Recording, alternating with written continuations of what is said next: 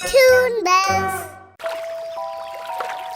एक झील देखने में स्वर्ग जैसी लगती है, लेकिन उस झील के पास रहने वाले किसी भी पक्षी को बच्चा पैदा हो तो वो बच्चा अपने माता पिता के साथ एक दिन भी नहीं रह पाता, क्योंकि वो झील जन्म लेने वाले हर छोटे पक्षी को अपनी गहराई में खींच लेती है।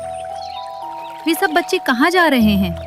उस झील के पीछे छिपा रहस्य क्या है? उसी रहस्य को सुलझाने वाले एक छोटे हंस की कहानी है, मायावी झील का रहस्य। ऊंचे सिल्वर पीक पहाड़ों में रोहन नाम का एक सुंदर हंस रहता था। रोहन को नई जगह देखना और नए दोस्तों से मिलना बहुत पसंद था। इसीलिए एक दिन वो दूर की यात्रा पर निकल पड़ा।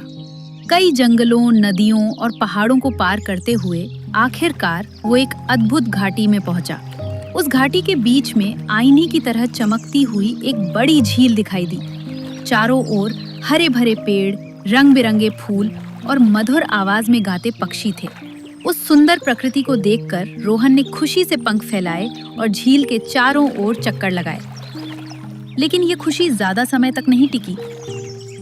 झील के किनारे एक हंसिनी कुछ खो जाने के दुख में अकेली बैठी थी। नमस्ते, मेरा नाम रोहन है। तुम कौन हो? मेरा नाम मीरा है। तुम्हें यहाँ कभी नहीं देखा। क्या नए आए हो?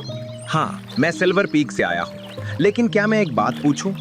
इतनी सुंदर घाटी, इतने सारे पक्षी, फिर भी एक भी छोटा पक्षी नहीं दिख रहा। क्यों? वो सवाल इस घाटी में नए आने वाले हर पक्षी पूछते हैं, लेकिन उसका जवाब जानने के बाद यहाँ रहने की हिम्मत बहुत लोगों में नहीं होती। कुछ दिन यही रहो, तुम्हें खुद समझ आ जाएगा। दिन बीतते गए। रोहन और मीरा अच्छे दोस्त बन गए। वे झील के किनारे साथ तैरते थे, जंगल में साथ घूमते थे, एक दूसरे का सहारा बने। धीरे धीरे उनकी दोस्ती प्यार में बदल गई। दोनों ने मिलकर झील के किनारे एक सुंदर घोंसला बनाया और खुशी खुशी रहने लगे।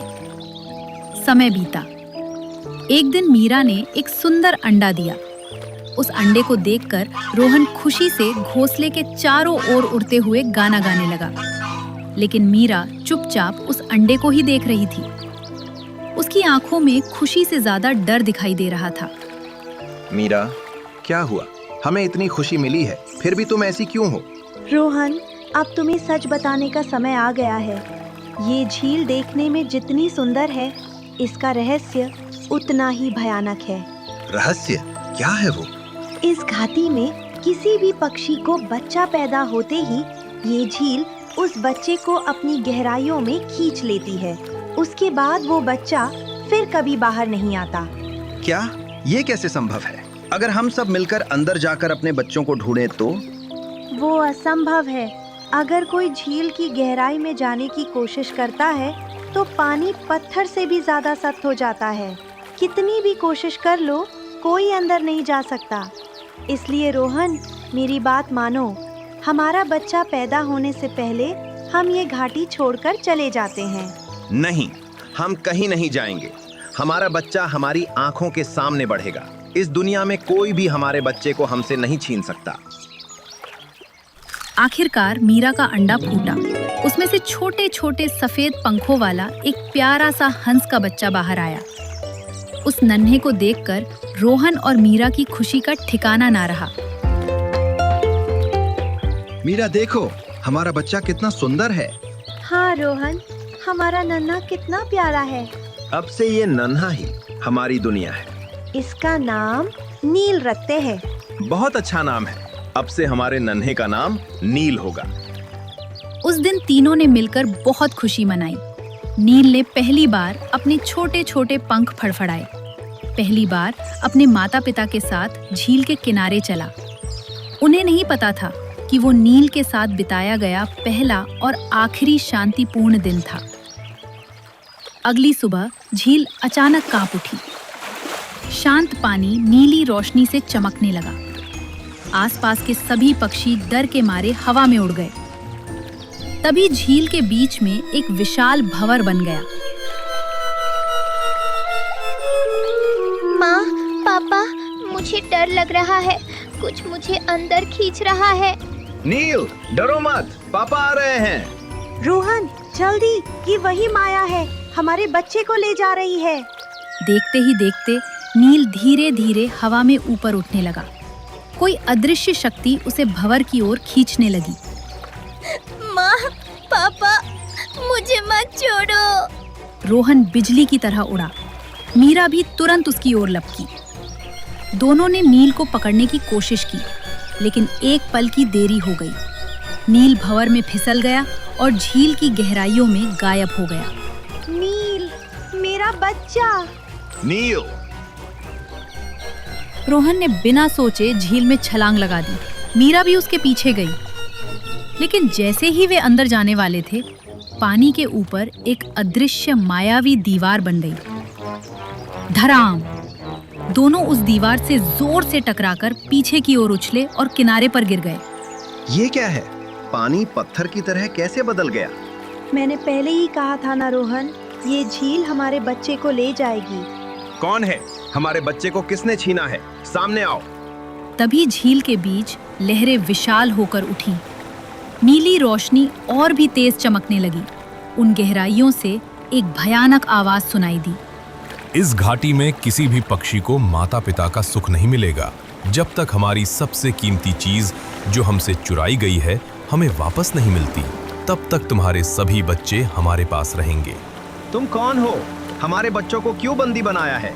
हम तुम्हारे दुश्मन नहीं हैं, लेकिन अपना बच्चा खोने का दर्द तुम्हें भी पता चलना चाहिए। तुम्हारा बच्चा? हाँ, इस झील की गहराई में केवल एक ही जीव जा सकता है, जो शरीर में बहुत बड़ा है लेकिन कभी मांस नहीं खाता। सच जानना है तो अपनी घाटी के राजा राका से पूछो। जानो कि उसने हमसे क्या छीना है। वो आवाज सुनते ही झील फिर से शांत हो गई, लेकिन रोहन और मीरा के मन में तूफान शुरू हो गया। अब उनका एक ही लक्ष्य था, अपने नन्हे नील को किसी भी तरह वापस लाना। इसके लिए दोनों तुरंत हरी घाटी के राजा राका भालू की गुफा की ओर निकल पड़े। उन्हें नहीं पता था कि राका द्वारा छिपाया गया एक छोटा सा रहस्य इस घाटी के हर पक्षी का जीवन बदल चुका था। नील को किसी भी तरह वापस लाने का फैसला करके रोहन और मीरा तुरंत हरी घाटी के राजा राका की गुफा के पास गए। महाराज, कृपया हमारी बात सुनिए। हमारे बच्चे को मायावी झील ने अपनी गहराइयों में खींच लिया है। उस झील की रहस्यमयी आवाज ने आपके बारे में पूछने को कहा है। आपने उनसे क्या लिया है?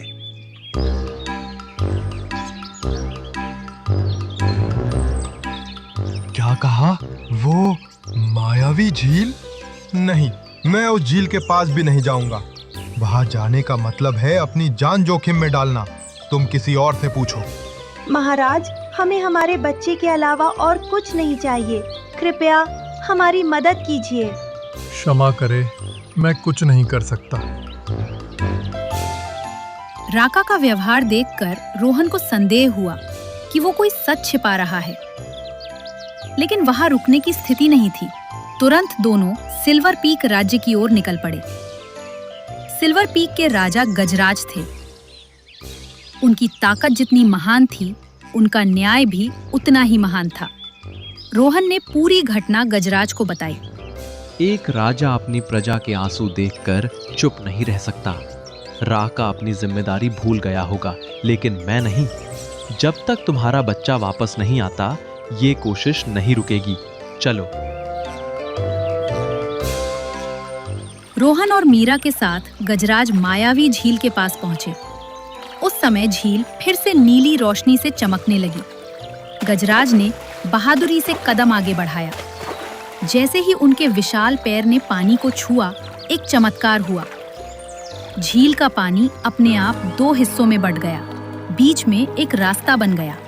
रोहन और मीरा हैरानी से देख रहे थे जब गजराज उस रास्ते पर धीरे धीरे चलते हुए झील की गहराई में गए।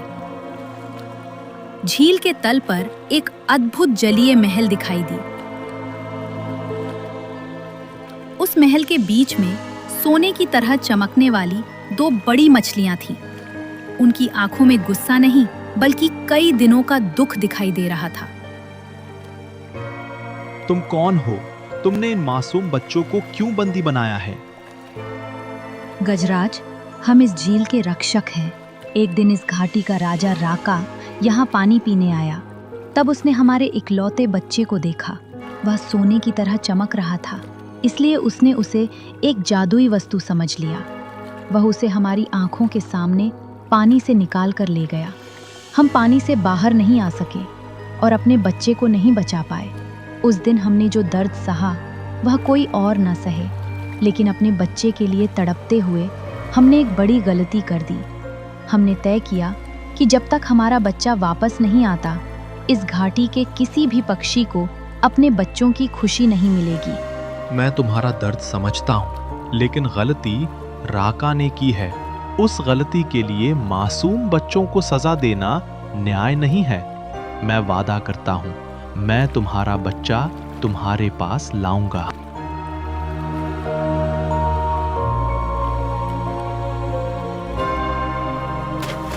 गजराज तुरंत झील से बाहर आए, सीधे राका की गुफा में पहुंचे। राका, बाहर आओ। गजराज, एक माँ की गोद से तुमने उसके बच्चे को छीन लिया। तुम्हारे लालच की वजह से इस घाटी का हर पक्षी बरसों से आंसू बहा रहा है। मैं अपनी गलती मानता हूँ। मैंने सोचा वो छोटी मछली कोई चमकता हुआ जादुई पत्थर है, मेरी बेटी को पसंद आएगा। ये सोचकर मैं उसे एक कांच के बर्तन में घर ले आया। मुझे अंदाजा नहीं था कि इतना बड़ा अनर्थ हो जाएगा। अब उस मछली के बच्चे को लेकर मेरे साथ आओ। कुछ ही देर में राका कांच के बर्तन में रखी छोटी सुनहरी मछली को लेकर झील के पास आया। रोहन, उस बर्तन को सावधानी से पानी में झुकाओ। रोहन ने अपनी चोंच से कांच के बर्तन को धीरे से झुकाया। छोटी सुनहरी मछली तेजी से तैरते हुए अपने माता पिता के पास पहुंच गई। मेरी गलती के लिए मुझे क्षमा करें। मेरे लालच की वजह से बहुत लोग दुखी हुए। राका, हमने तुम्हें माफ किया। हमारा बच्चा फिर से हमारे पास आ गया है। अब हम भी सभी बच्चों को उनके माता पिता के पास भेज देंगे। बस, झील फिर से चमक उठी। पानी की गहराइयों से एक एक करके छोटे पक्षियों के बच्चे बाहर आने लगे। उनमें नील भी था। नील, मेरे बच्चे! माँ को हमेशा यकीन था कि तुम वापस आओगे। मेरे वीर, तुम फिर से हमारे पास आ गए। माँ, पापा, मुझे पता था कि आप जरूर आओगे। नील अपने माता पिता के पंखों में सिमट गया। बाकी पक्षियों ने भी अपने बच्चों को गले लगाया और खुशी के आंसू बहाए। राका, एक राजा की महानता उसकी शक्ति में नहीं, बल्कि अपनी प्रजा की रक्षा करने वाले दिल में होती है। इस बात को कभी मत भूलना। आपने जो सबक सिखाया है, मैं उसे जीवन भर याद रखूंगा। उस दिन के बाद उस मायावी झील ने फिर कभी किसी पक्षी के बच्चे को अपनी गहराइयों में नहीं खींचा। हरी घाटी एक बार फिर छोटे पक्षियों की चहचहाहट से गूंज उठी। लालच न केवल एक व्यक्ति की खुशी को, बल्कि कई लोगों के जीवन को दुख में धकेल देता है। लेकिन अगर गलती करने वाला उसे मानकर सुधार ले, तो वही सच्ची बहादुरी है। दूसरों के दर्द को समझने पर ही सच्चा न्याय होता है।